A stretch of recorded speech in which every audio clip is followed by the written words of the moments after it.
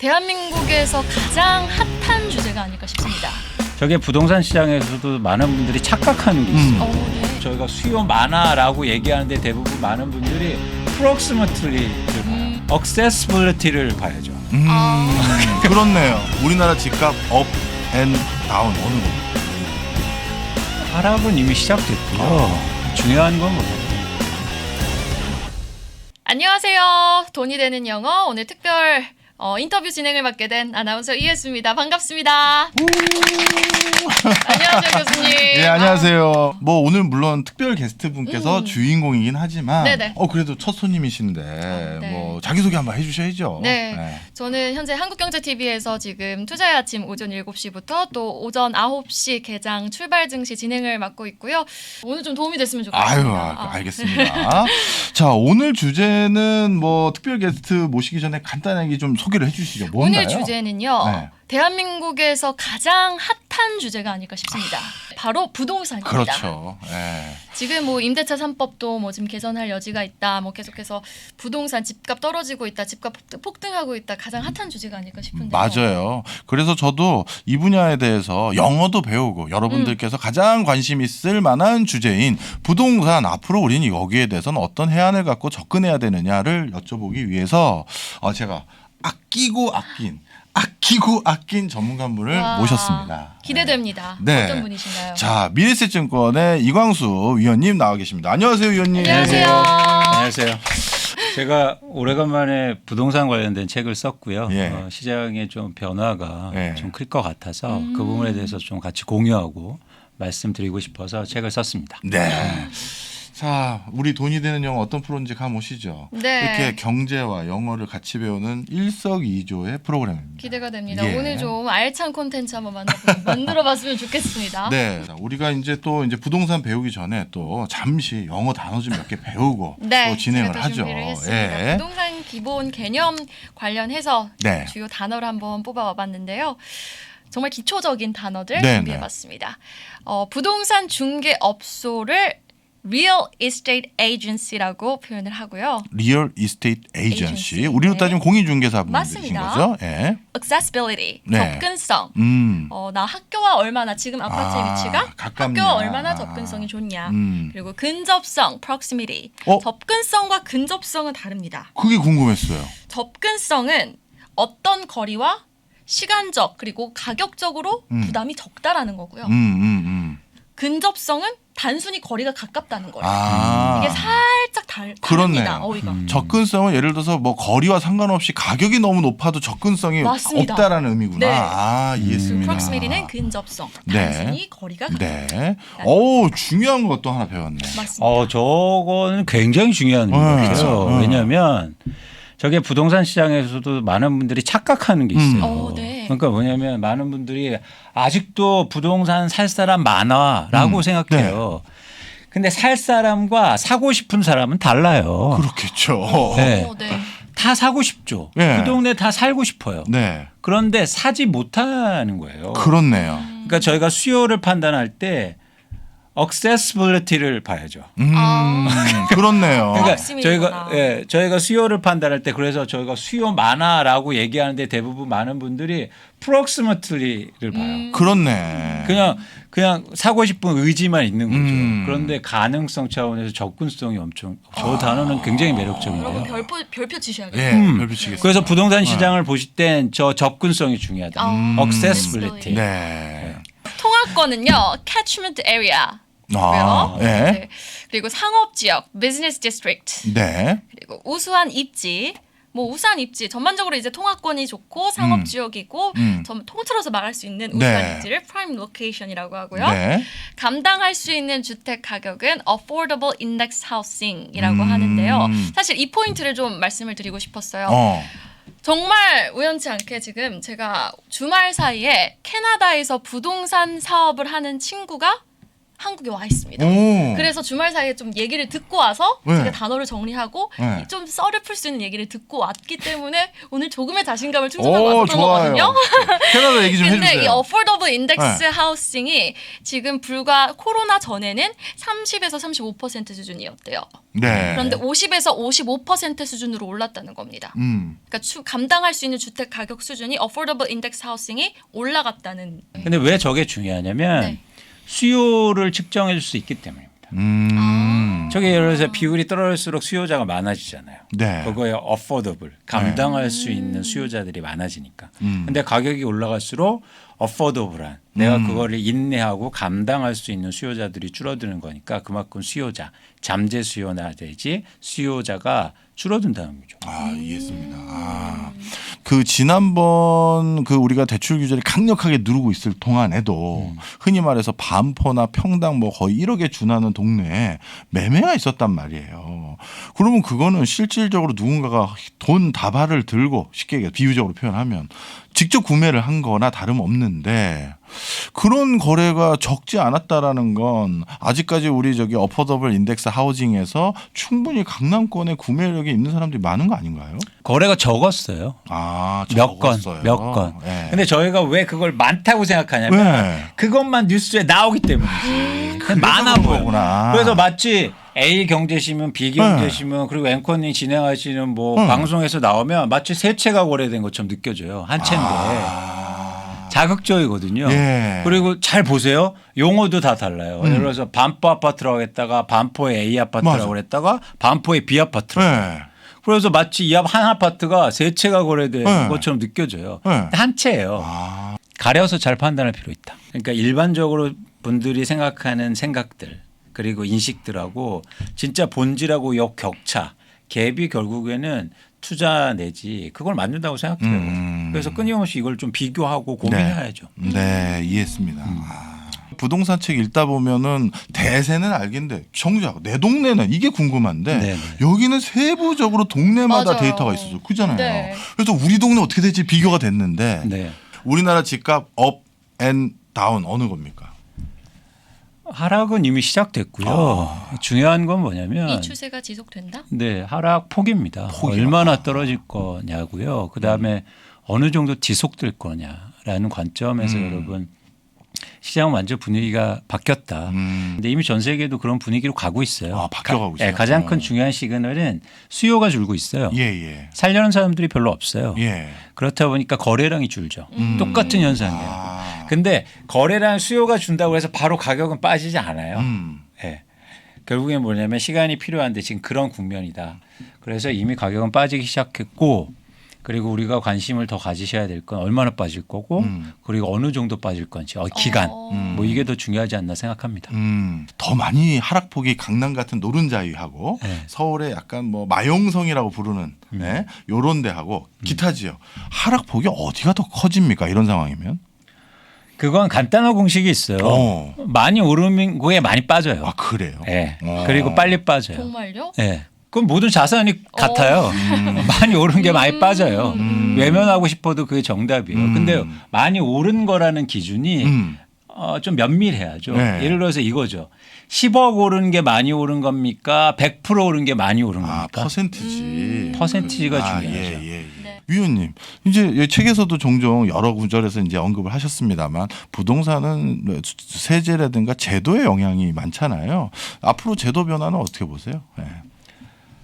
일단 새로운 정부가 크게 두 가지 정책이 중요한데요. 첫 번째는 무주택자한테 대출을 많이 해주겠다 네. 이런 정책. 그래서 생애 최초 주택자들한테 LTV 80%까지 대출해 주겠다 네. 이런 정책이 일단 나왔고요. 네.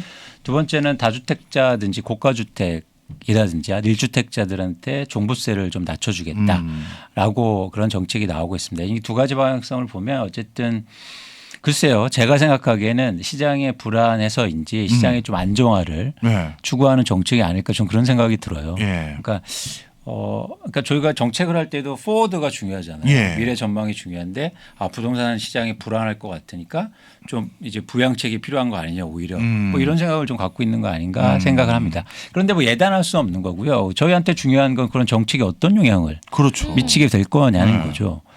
근데 그런 측면에서 시장에 큰 변화를 일으키기는 이 두 가지 정책으로는 좀 불가능하다라고 생각합니다. 왜냐하면 그러니까 잔파도가 쳐도 바다의 조류가 크게 변하고 있거든요. 네, 그런 차원에서는 정책이 미치는 영향이 좀 적을 수 있다는 거죠. 반대로 요 바로 뭐 2, 3년 전에나 바로 전에는 부동산 가격 계속 오르는데 잡으려고 막 정책이 나왔잖아요. 네. 안 먹히잖아요. 안 먹혔죠. 네. 그렇죠? 아무리 해도 안 먹혀요. 그렇죠. 그거하고 약간 비슷한 흐름인 거죠. 위원님, 네. 뭐 인베스트먼트, 스페큘레이션, 부동산에서도 저 두 가지를 구분하기가 전 어렵다고 생각합니다. 인베스트먼트는 미래의 불확실성 내지 미래의 변화 가능성을 인정하는 거예요. 그러니까 내가 이렇게 생각하고 어디에 투자하지만 충분히 나와 내가 생각과 다른 일이 벌어질 수 있다고 생각하는 거죠. 예. 근데 스페큘레이션은 뭐냐면 제가 보기에 투기라는 건 뭐냐면 미래의 변화를 인정하지 않는 거예요. 무조건 오를 거야. 네. 그리고 아니면 무조건 떨어질 거야. 네. 이렇게 확신하고 하는 거죠. 돈을 네. 거는 예, 거죠. 그게 투기죠. 예. 그래서 예를 들어서 최근에 한국에서도 무슨 일이 있었냐면 그 개발된 정보를 뭐 공공기업에서 안 거예요. 네. 공기업에서. 네. 그래서 그 직원들이 거기 가서 맞아. 몰래 나무 심어놓고 땅 사고 이랬지 않습니까? 네. 이건 투기죠. 왜냐하면 미래 어떤 일이 벌어질지 확실히 알잖아요. 그렇네요. 네. 그래서 그냥 막 자기 막 온통 대출 받았고 그냥 산 거예요. 그건 투기입니다. 투기. 네. 엄연히. 그래서 그런 거 사회적 문제되니까 왜 우리 직원들은 투자 못합니까? 이렇게 항변했다고 맞아요. 하는데 사실 그거 투기예요. 투기예요. 투자가 미래의 아니에요. 변화를 인정하지 않는 거. 네. 확실히 알았어요. 네. 자, 그러면 위원님 예를 들어서 이 좀 케이스로 여쭤볼게요. 뭐 지방에 그 집을 가지고 계신 분들이 꽤 많이 계십니다. 그 네. 각 우리나라의 뭐 시 단위, 군 단위 수많은 거주자들 중에서도 나름대로 좀 자산가들이 계시잖아요. 네. 근데 그분들 중에서 지금 상당히 많은 고민들을 하시는 분들이 지난 15년간 나도 여기서 농사 짓고 과수원하고 뭐 하면서 한 푼 두 푼 모은 걸 가지고 특히 지방은 투자 성향이 더 보수적이다 보니 주식 안 하고 네. 땅 사거나 뭐 예를 들어서 그 시외버스 터미널 근처에 상가 건물 사든가 네. 뭐 펜션 하나 더 사든가 뭐 이런 걸 하셨단 말이에요. 그런데 지난 뭐 한 20년 동안 인구가 계속 줄어서 네. 그 시외버스 터미널은 폐쇄되고 뭐 그다음에 우리 뭐 근처에 있는 상가 건물 공실률 50% 넘고 이런 분들이 어쩌다가 운 좋게 내 건물을 매각할 기회가 되면 네. 그 돈 들고 어디로 오시느냐? 서울로 오겠죠. 그렇죠. 네. 그리고 강남이나 뭐 노른자위는 안 된다 하면 뭐 적당한 데 또 집을 사세요. 그렇죠. 그래서 제가 그 어르신들에게도 물어보고 사실 제 친구 아버님들도 꽤 있으셨어요. 네. 그래서 여쭤봤더니 아니 정호야 이제 야단치시는 거죠. 이놈아 내가 투기했니? 내가 그러면 내 재산이 계속 유실되고 있는 걸 보라는 얘기냐 넌? 그거 팔고 나도 방어해야지. 인베스트먼트. 그러면서 들고 오신 거예요. 물론 그분은 지방에 사시는 집이 있죠. 서울에 사실 게 없으니까. 이건 투자라고 해야 될까요? 투기라고 해야 될까요? 다주택자 전부가 투기라고 생각하지는 않습니다. 네네. 그분들도 무슨 투자 목적으로 샀는데 아까 말씀드린 것처럼 변화를 인정하고 예를 들어서 내가 집을 사도 떨어질 거야. 라고 생각하시고 오를 수도 있어 이렇게 생각하시고 사셨다면 전 투자인데 네. 외지인 비율이잖아요. 외지인들이 서울에 집을 많이 살 때가 언제인지 아세요? 언제예요? 집이 고점일 때 많이 사요. 그건 어떤 걸까요? 오르니까 계속 오를 거라고 생각하고 사시잖아요. 그렇죠. 그건 투기예요. 변화를 인정 안 하는 거잖아요. 네. 그래서 제가 말씀드린 것처럼 투자를 하시라. 그게 1주택자건 2주택자건 3주택자건 제가 그거 주택수로 투자와 투기를 구별하는 게 아닙니다. 근데 우리나라에서 많은 부동산을 이렇게 사시는 분들이 어쩌면 투기로 사신다. 그러니까 나쁜 의미가 아니고 미래의 변화 가능성을 전혀 인정하지 않는다. 그래서 외주인 비율이 증가할 때 공교롭게도 항상 고점일 때 외주인 비율이 확 증가해요. 참 눈물이 나네. 그러네요. 아니 우리 증시도 외국인들은 다 털고 가는데 이거 외지인들은 또 털려고 그렇게 하고. 생각하니까. 아, 참 그렇네요. 네. 네. 자, 그러면 그냥 여쭤볼게요. 제가 가진 선입견일 수도 있는데 뭐 아닙니다. 저는 제 주변 지인들 다 선입견이 있다고 생각하는데 우리 위원님 책 저도 이 구절이 너무 마음에 들어서 위원님 책인지도 모르고 샀던 거. 곧 찾아올 절호의 타이밍 집 산다. 집이 온다라는 표현을 은유적이고 문학적으로 하신 것 같아요. 네. 집값 떨어진다라는 표현을. 네.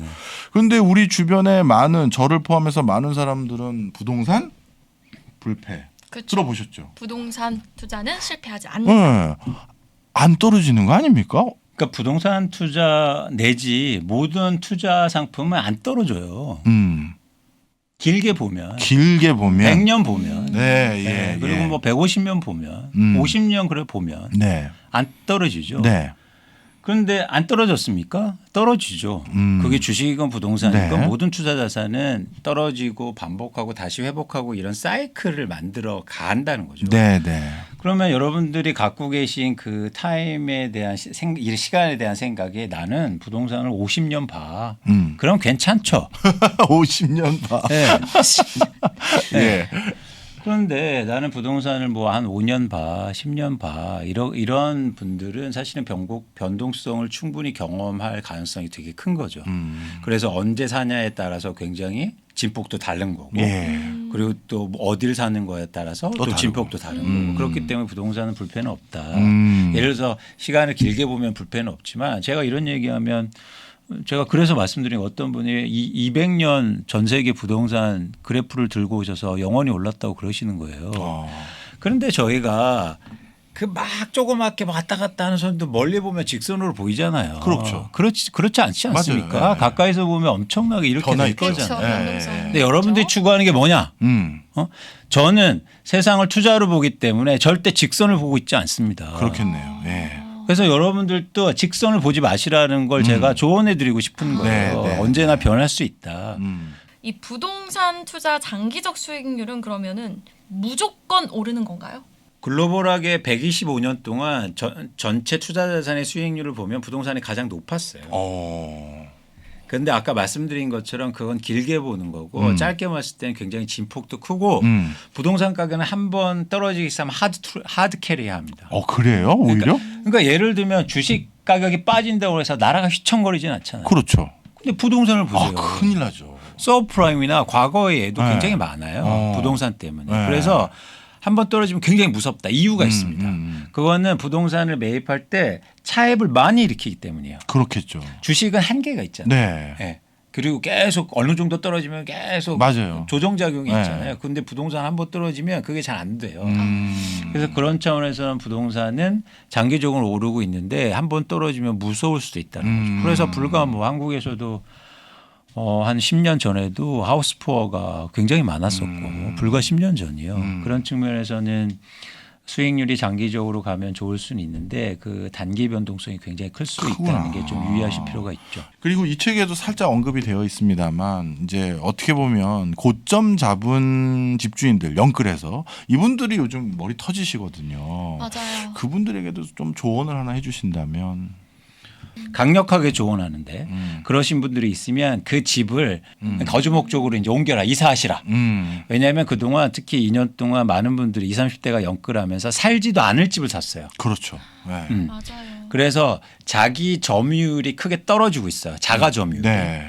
그런데 이제는 과감하게 결정하시고 좀 동네가 좀 힘들더라도 사실 가격 진폭이 좀 크다면 그 집에 꼭 이사하셔서 거주하시라. 그러면 이 어려운 시간을 좀 현명하게 견딜 수 있다고 저는 보고 있습니다. 네. 자, 제가 방송이기 때문에 여기에는 진짜 그 구별로 데이터들이 있거든요. 그럴 수 있는 그 책은 부분이 참 마음에 드셨던 것 왜냐하면 같아요, 교수님. 이런 부동산 책 왜 읽겠습니까? 제가 국토부 장관도 네. 아니고 우리 동네 어떻게 되는 거야? 그쵸, 그게 제일 궁금하죠. 예, 그게 제일 궁금한데 우리 집. 하여튼 여러분들도 네. 우리 동네 궁금하시면 좀 추천을 드리고 싶고요. 마지막으로 저는 이 책에서 그 구절도 너무 좋았습니다. 어떻게 보면 이 책을 집필하신 이유를 아주 소소하게 편집글처럼 써주셨잖아요. 맞아요. 그거 말씀해 주시면서 마무리해 주시죠. 네. 시장이 어려울 수 있습니다. 그리고 변동성도 되게 크고요. 여러분들이 힘드실 수도 있다는 생각을 해요. 그리고 솔직히 말씀드리면 저는 좀 빨리 부동산 시장이 악화될 거라는 말씀을 좀 드렸는데 사실은 제가 그냥 드리는 말씀이 아니고 굉장히 어려운 시기를 겪을 수 있어 보입니다. 그런데 여러분 그 마음을 좀 담대하게 가지시고요. 그러니까 저는 두 가지가 필요하다고 봐요. 이런 여러분들이 혹시나 선택을 통해서 발전하면 되거든요. 그러니까 계속 저희가 경제 생활을 유지하고 또 투자를 해야 되는 상황이기 때문에 결코 좌절하거나 아니면 너무 크게 고통하지 마시고 또 하루를 열심히 하셨으면 좋겠다. 그리고 너무 막 이렇게 조급하게 생각하지 마시고 좀 길게 생각하시고 제가 가장 좋아하는 말이 불확실성이 큰 시기에는 뭘 하냐 제가 고민을 굉장히 했거든요. 네. 그때 겨울왕국 2라는 만화 영화 신발이 알죠. 나오더라고요. 네, 만화 영화 그 노래에서 이런 노래가 있습니다. Into the unknown. 불확실성으로 저희가 갈 때 to do the right thing. 올바른 길을 택해라. 그렇죠. 저는 이 말이 좋아요. right thing이 되게 옳은 일을 해야 된다. 그래서 여러분들도 좀 담대하게 또 시장도 보시고 잘 공부하시면서 옳은 일을 같이 하셨으면 좋겠다는 마음을 너무 갖고 좋은 있습니다. 말씀이네요. 네. 하여튼 오늘 위원님 사실 영어 이런 교육에 모시기에는 저도 좀 결례스러워서 주저하다가 그래도 좀 복음 같은 얘기를 좀 전해주셨으면 좋겠다라고 부탁을 드렸더니 흔쾌히 나와주셨습니다. 너무 감사합니다. 네, 다시 한번 귀한 시간 내주신 유광수 위원님께 감사드립니다. 감사합니다. 고맙습니다.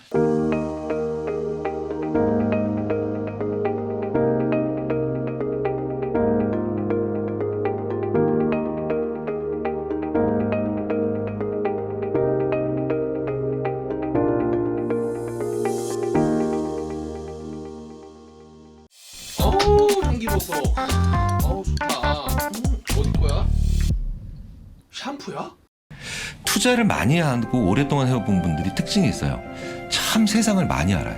그러니까 경제가 아니면서도 이런 다양한 뭐 정치나 아니면 행정이나 아니면 심지어 타국의 문화까지도 예, 굉장히 많이 알거든요. 어떻게 경제만 따로 떨어져 나갈까요? 말이 안 되잖아요. 전공자니까라는 생각을 좀 많이 하시는데 전공 공부보다는 이런 역사학 같은 거 좀 관심이 있었고 돌아보면 이제 생각을 좀 이렇게 총체적으로 하는 데는 도움을 많이 줬었던 것 같아요. 그래서 총체적으로 봐야지 뭐 어떤 내용이든지 좀 더 자세히 볼 수 있다 이제 그렇게 생각을 했었고요. 그냥 개별적인 지식들, 파편적인 지식들이라도 그냥 막 쌓아놓다 보면 이놈들끼리 이제 달라붙어가지고 새로운 모습들을 이제 보이게 되는 경우들이 있고요. 이렇게 쭉 보다 보면 어느 순간 보이는 그 순간들이 있습니다. 이제 자꾸 바둑돌을 놓다 보면은 어느 순간 연결이 되잖아요. 그런 개념이라고 보시면 됩니다. 알겠습니다. 안녕하세요, 여러분. 저 김프로 김동완입니다. 우리는 매일 어떤 결정을 하고 행동을 하죠. 하지만 이 어떤 분들은 그 결정과 행동의 성공 확률이 굉장히 높기도 하고요. 또 어떤 분들은 그 성공의 확률이 매우 낮은 걸 봅니다. 어떤 선택이 모이느냐에 따라서 우리의 인생은 정말 큰 차이가 나게 되는데요. 좋은 선택을 하는 분들을 가리켜서 우리는 보통 현명하다고 하죠. 여러분, 이 현명함은 과연 어디서 오는 걸까요? 제 생각에는 세상에 대한 총체적이고 바른 이해가 가장 중요한 것 같습니다. 세상을 폭넓게 이해하고 현명한 판단과 실행을 통해서 인생의 중요한 기회를 놓치지 않는 것. 바로 그것이 지금 우리에게 필요한 지혜라고 생각합니다. 그래서 저희 3프로TV가 이 지혜를 기를 수 있는 교육 프로그램을 만들었습니다. 바로 위스덤 칼리지인데요. 정말 다방면에 걸친 지혜 있는 분들의 정성스러운 교육 커리큘럼을 준비했습니다. 저희 위스덤 칼리지와 함께 하시죠.